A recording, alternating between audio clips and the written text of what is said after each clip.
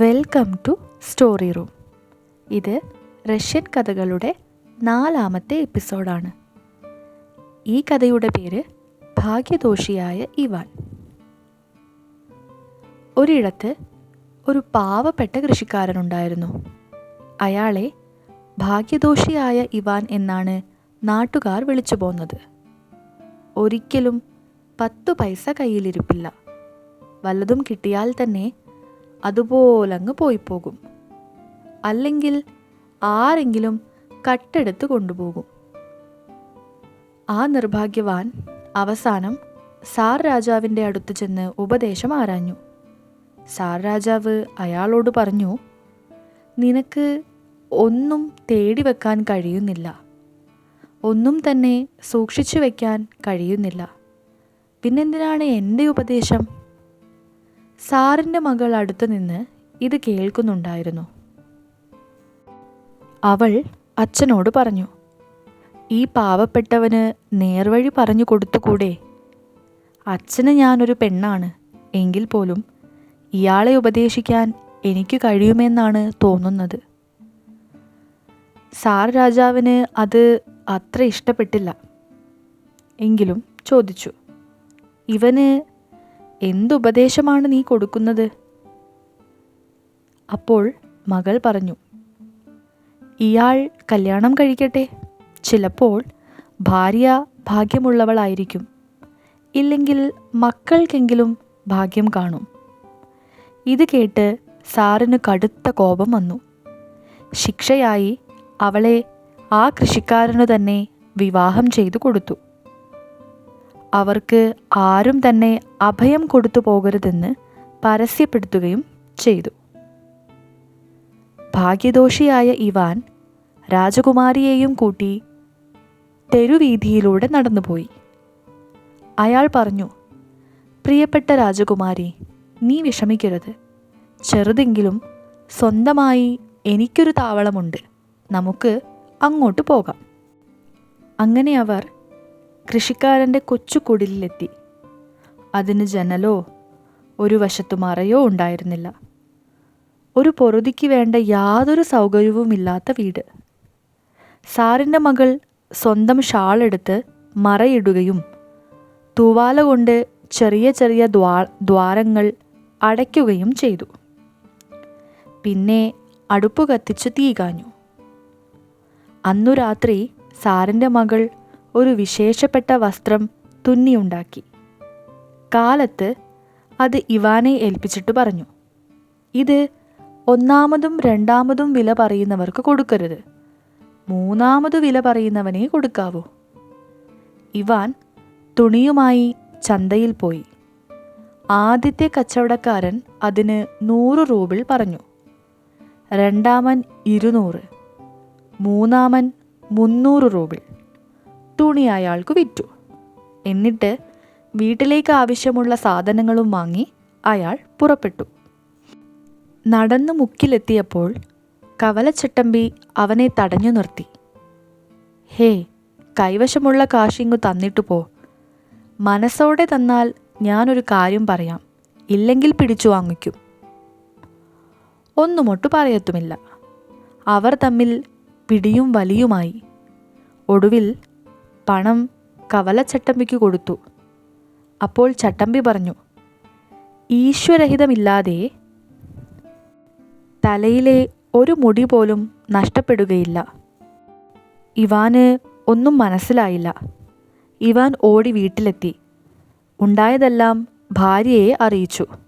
അപ്പോൾ ഭാര്യ പറഞ്ഞു, നിങ്ങൾ ഭാഗ്യദോഷിയാണെന്നുള്ളത് ശരി തന്നെ, ഞാനും ഭാഗ്യദോഷിയാണ്. 2 ഭാഗ്യദോഷികൾ ഒന്നിച്ചു കൂടിയിരിക്കുന്നു. 2ാമത്തെ രാത്രിയിലും സാറിൻ്റെ മകൾ ചിത്രവേലയുള്ള തുണി തയ്യാറാക്കി. കാലത്തത് ഭർത്താവിനെ ഏൽപ്പിച്ചിട്ട് പറഞ്ഞു, 1ാമനും 2ാമനും കൊടുക്കരുത്, 3ാമതു വില പറയുന്നവനെ ഈ തുണി കൊടുക്കാവൂ. അയാൾ തുണിയുമായി കമ്പോളത്തിലെത്തി. 1ാമത്തെ വ്യാപാരി 100 റൂബിൾ വില പറഞ്ഞു. 2ാമൻ 200, 3ാമൻ 300. തുണി അയാൾക്ക് കൊടുത്തു. മടങ്ങി വരും വഴി കവലച്ചട്ടമ്പി അവനെ കാത്തു നിൽക്കുന്നുണ്ടായിരുന്നു. ചട്ടമ്പി ഭീഷണിപ്പെടുത്തി, കയ്യിലുള്ള കാശ് മനസ്സോടെ തന്നാൽ നിനക്കൊരു ഉപദേശം തരാം, ഇല്ലെങ്കിൽ ഞാൻ പിടിച്ചു പറിക്കും. ഉപദേശം തരുകയുമില്ല. ഒടുവിൽ ഒരു മൽപിടുത്തത്തിന് ശേഷം കൃഷിക്കാരൻ പണം ചട്ടമ്പിയെ ഏൽപ്പിച്ചു. അപ്പോൾ ചട്ടമ്പി പറഞ്ഞു, ഉയർന്ന സ്ഥാനം കിട്ടിയാൽ ഒരിക്കലും താഴ്ന്നിടത്ത് ഇരിക്കരുത്. കൃഷിക്കാരൻ ഒന്നും മനസ്സിലായില്ല. അയാൾ വീട്ടിൽ ചെന്ന് ഭാര്യയോട് എല്ലാ വിവരവും പറഞ്ഞു. ഭാര്യയുടെ മറുപടി ഇതുമാത്രമായിരുന്നു: നിങ്ങൾ തികച്ചും ഭാഗ്യദോഷിയാണ്. ഞാൻ വ്യസനിക്കുന്നു അതിൽ. 3-ാം രാത്രിയിലും അവൾ തുണിയിൽ ചിത്രവേലകൾ ചെയ്തു. അതോടൊന്നിച്ച് 50 റൂബിളും ഭർത്താവിനെ ഏൽപ്പിച്ചിട്ട് പറഞ്ഞു, കവരിയിൽ കൂടി പോരേണ്ടി വന്നാൽ ഈ പണം കൊടുത്ത് വീട്ടു സാമാനങ്ങൾ വാങ്ങണം. പഴയ പോലെ തുണി 300 റൂബിളിന് അയാൾ കച്ചവടം ചെയ്തു. തിരിച്ചു വരുമ്പോൾ ചട്ടമ്പി കവലയിൽ കാത്തു നിൽക്കുന്നുണ്ടായിരുന്നു. അവൻ കൃഷിക്കാരനെ വിരട്ടിക്കൊണ്ടു പറഞ്ഞു, കയ്യിലുള്ള പണം മനസ്സോടെ തരികയാണെങ്കിൽ ഞാൻ നിനക്കൊരു ഉപദേശം തരാം, ഇല്ലെങ്കിൽ ഞാൻ പിടിച്ചു പറിക്കും. ഉപദേശം തരുകയുമില്ല. പതിവ് മൽപിടുത്തത്തിന് ശേഷം കൃഷിക്കാരൻ പണം ചട്ടമ്പിയെ ഏൽപ്പിച്ചു. ബാക്കി 50 റൂബിൾ കയ്യിലുണ്ടായിരുന്നു. വീണ്ടും പിടിവലി നടന്നു. അവസാനം അതും കൊടുത്തു. എല്ലാം വാങ്ങിയിട്ട് ചട്ടമ്പി പറഞ്ഞു, വെട്ടുന്നതിന് മുൻപ് ഉറപ്പുവരുത്തണം. കൃഷിക്കാരൻ ഒന്നും മനസ്സിലായില്ല. അയാൾ വീട്ടിലേക്ക് ഓടി. വഴിക്ക് ഒരു മല കയറാനുണ്ടായിരുന്നു. അവിടെ അയാൾ ഉരുണ്ടു വീണു. കയ്യിലിരുന്ന റൊട്ടിയും മറ്റും താഴോട്ട് ഉരുണ്ടുപോയി. ഒരു നായ ഓടിപ്പോയി അത് കടിച്ചെടുത്തു. ഇവാന് ആകെ വിഷമമായി. അയാൾ ആലോചിച്ചു, സാറിൻ്റെ മകളുടെ അടുത്ത് എങ്ങനെ വെറും കൈയോടെ ചെല്ലും? അയാൾ വീട്ടിലേക്ക് പോകാതെ നേരെ കടൽ തീരത്തേക്ക് പോയി. അവിടെ ഒരു കപ്പൽ യാത്രയ്ക്ക് ഒരുങ്ങുന്നുണ്ടായിരുന്നു. അതിലെ തൊഴിലാളിയായി അപ്പോൾ കപ്പലിൽ കടന്നുകൂടി. കപ്പൽ കുറേ ദൂരം ഓടിയ ശേഷം പെട്ടെന്ന് നിന്നു. അപ്പോൾ കപ്പിത്താൻ ഇങ്ങനെ പ്രഖ്യാപിച്ചു, കടലിൻ്റെ അടിത്തട്ടിലേക്ക് പോകാൻ തയ്യാറാകുന്ന ആൾക്ക് കപ്പലിലെ ചരക്കിൻ്റെ പകുതി നൽകുന്നതാണ്. ആരും തയ്യാറായില്ലെങ്കിൽ കുറിയിട്ട് ആളിനെ നിശ്ചയിക്കും. ഇതു കേട്ടപ്പോൾ ചട്ടമ്പി പറഞ്ഞ കാര്യം കൃഷിക്കാരന് ഓർമ്മ വന്നു. ഈശ്വര നിശ്ചയമില്ലാതെ തലയിൽ നിന്ന് ഒരു മുടി പോലും കൊഴിഞ്ഞു പോവുകയില്ല. പിന്നെ എങ്ങനെ തനിക്ക് കുഴപ്പം പറ്റും? തനിക്ക് ഒരു അപകടവും വരാൻ പോകുന്നില്ല. അങ്ങനെ കപ്പിത്താനുമായി കരാറുണ്ടാക്കിയിട്ട് ഇവാൻ കടലിലേക്ക് എടുത്തു ചാടി.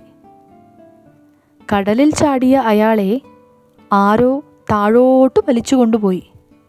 ഒടുവിൽ വെള്ളമില്ലാത്ത പട്ടണത്തിൽ എത്തിച്ചേർന്നു. ഗേറ്റ് കടന്ന് അകത്തേക്ക് കയറി.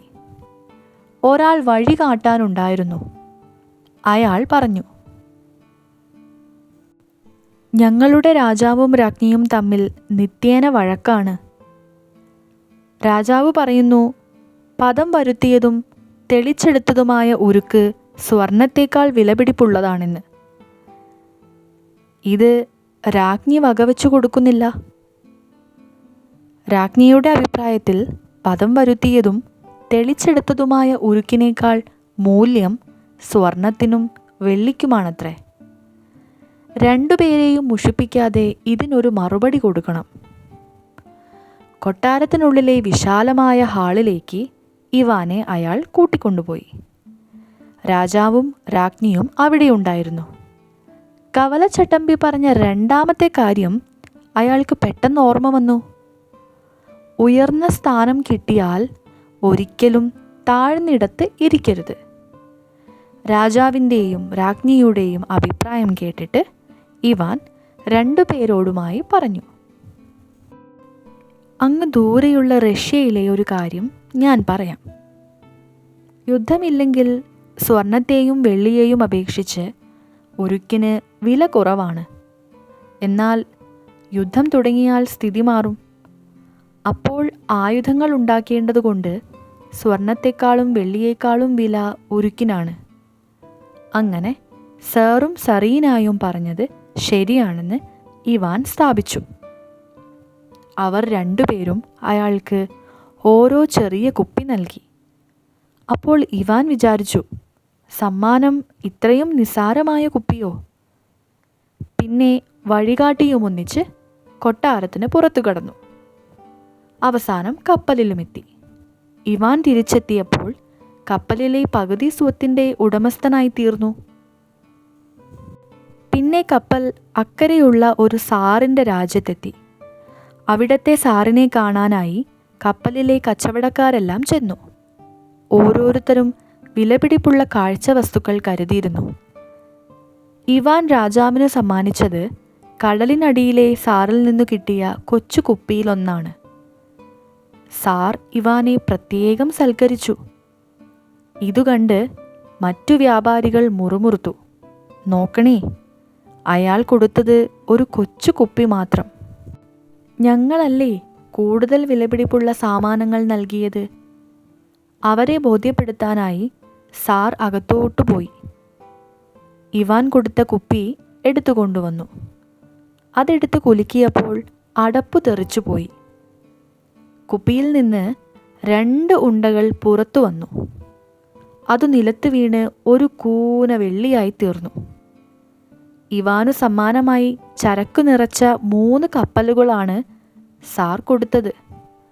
അദ്ദേഹത്തിന് വലിയ സന്തോഷമായി. ഇവാനും സന്തോഷമായി.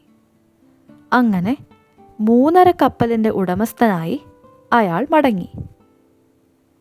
നാട്ടിൽ ഇറങ്ങിയപ്പോഴേക്ക് നേരം സന്ധ്യ കഴിഞ്ഞിരുന്നു. അവിടെ സ്വന്തം കുടിൽ അന്വേഷിച്ച് അയാൾ ചുറ്റി നടന്നു. തൻ്റെ പഴയ കുടിൽ നിന്നിടത്ത് ഒരു കൽപ്പുര നിൽക്കുന്നത് കണ്ടു. അയാൾ ചെന്ന് കതകിൽ മുട്ടിയപ്പോൾ ഒരു സ്ത്രീ വന്ന് കതക് തുറന്നു. അവർ ഇവാനോട് എന്തു വേണമെന്ന് ചോദിച്ചു. ഇവാൻ പറഞ്ഞു, ഞാൻ അന്യനാട്ടുകാരനാണ്. ഇവിടെ ഒരു രാത്രി കഴിഞ്ഞുകൂടാൻ അനുവദിക്കണം. ശരി, എന്നാൽ അകത്തോട്ട് കയറിക്കോളൂ. ഇതൊരു വിടുതി വീടാണ്. ഇതിൽ നിന്നുള്ള ആദായം കൊണ്ടാണ് ഞങ്ങൾ ജീവിക്കുന്നത്. അയാൾ ആവശ്യപ്പെട്ട ആഹാര പദാർത്ഥങ്ങളെല്ലാം ആ സ്ത്രീ കൊടുത്തു. അയാളെ ഉറങ്ങാൻ വിട്ടിട്ട് അവർ അടുത്ത മുറിയിലേക്ക് പോകാൻ തുടങ്ങി. എനിക്കൊരു മെഴുകുതിരി തരൂ, വെളിച്ചമില്ലാതെ എനിക്ക് ഉറങ്ങാൻ വയ്യ, അയാൾ സ്ത്രീയോട് പറഞ്ഞു. 1 അല്ല 2 മെഴുകുതിരി തരാമല്ലോ. അവർ മെഴുകുതിരി കൊണ്ടുവന്ന് കൊടുത്തിട്ട് സ്വന്തം മുറിയിലേക്ക് പോയി. അയാൾ കുറേ നേരം കിടന്ന ശേഷം വീട്ടുടമസ്ഥയുടെ മുറിയിലേക്ക് ചെന്നു. അവളുടെ കട്ടിലിന് ഇരുപുറത്തുമുള്ള കട്ടിലിൽ 2 ചെറുപ്പക്കാർ കിടന്നുറങ്ങുന്നുണ്ടായിരുന്നു. ഇവർ ഒരു മോശം സ്ത്രീയാണ്. വക വരുത്തിയിട്ട് ബാക്കി കാര്യം. അയാൾ കയ്യിലിരുന്ന വാളൂരി അവരെ വെട്ടാനൊരുങ്ങി. അപ്പോൾ കവലച്ചട്ടമ്പി പറഞ്ഞ 3ാമത്തെ സംഗതി ഓർമ്മ വന്നു. വെട്ടുന്നതിന് മുൻപ് ഉറപ്പുവരുത്തണം. അയാൾ സ്ത്രീയെ വിളിച്ചുണർത്തി ചോദിച്ചു, ഈ പയ്യന്മാർ ആരാണ്? ഇവർ എൻ്റെ പുത്രന്മാരാണ്. ഒരു കാലത്ത് എൻ്റെ വിവാഹം നടന്നതാണ്. ഞാൻ ഇവരെ ഗർഭം ധരിച്ചിരുന്ന കാലത്ത് ഭർത്താവ് എന്നെ വിട്ടു കപ്പലിൽ കയറിപ്പോയി. അപ്പോഴാണ് ഇവാന് എല്ലാം ഓർമ്മ വന്നത്. അതെ, ഞാനാണ് നിന്റെ ഭർത്താവ്. ഉടനെ സ്ത്രീ മക്കളെ വിളിച്ചുണർത്തി പറഞ്ഞു, മക്കളെ നോക്കൂ, നിങ്ങളുടെ അച്ഛൻ വന്നിരിക്കുന്നു. അവർ പിതാവിനെ വണങ്ങി. പിന്നെ എല്ലാവരുമൊത്ത് അവിടെ സുഖമായി താമസിച്ചു. ഈ കഥ സാറിൻ്റെ ചെവിയിലും എത്തി. മരുമകൻ 3.5 കപ്പലിൻ്റെ ഉടമസ്ഥനായി മടങ്ങിയെത്തിയിരിക്കുന്നു. സാർ മരുമകനെ കൊട്ടാരത്തിലേക്ക് ക്ഷണിച്ചു. ഇവാൻ ഭാര്യയോടും മക്കളോടും കൂടി അവിടെ എത്തി. തൻ്റെ കൈവശമുള്ള രണ്ടാമത്തെ കുപ്പി സാറിനു കാഴ്ചയായി കൊണ്ടുപോയിരുന്നു. സമ്മാനമായി കിട്ടിയ കൊച്ചു കുപ്പി കണ്ട് സാറിന് പിണക്കം തോന്നി. ഇവാൻ ഇത്രയധികം ധനവുമായി വന്നിട്ട് തനിക്ക് തന്നതോ ഒരു വിലയില്ലാത്ത കൊച്ചു കുപ്പി. അയാൾ ദേഷ്യപ്പെട്ട് കുപ്പി വലിച്ചെറിഞ്ഞു. കുപ്പിയുടെ അടപ്പ് ചിതറിപ്പോയി. ഉള്ളിൽ നിന്ന് 2 ഉണ്ടകൾ പുറത്തു വന്നു. ആ ഉണ്ടകൾ 2 വലിയ കൂനകളായി മാറി. ഒരെണ്ണം സ്വർണവും ഒരെണ്ണം വെള്ളിയും. ഇത് കണ്ട് സാർ നിലവിളിച്ചു പറഞ്ഞു, "ക്ഷമിക്കൂ ഇവാൻ, ഇനി ഈ രാജ്യം ഭരിക്കേണ്ടത് നീയാണ്. എന്നേക്കാളും ധനവാൻ നീയാണല്ലോ." അങ്ങനെ നിർഭാഗ്യവാനായ ഇവാൻ അവിടുത്തെ രാജാവായി തീർന്നു. എങ്ങനെയുണ്ട് ഈ കഥ? ഇഷ്ടപ്പെട്ടോ? കഥ ഇഷ്ടമായെങ്കിൽ ദയവ് ചെയ്ത് ലൈക്ക് ചെയ്യുക, ചാനൽ സബ്സ്ക്രൈബ് ചെയ്യുക, കമൻറ്റ് ചെയ്യുക. മറ്റൊരു കഥയുമായി വീണ്ടും കാണാം.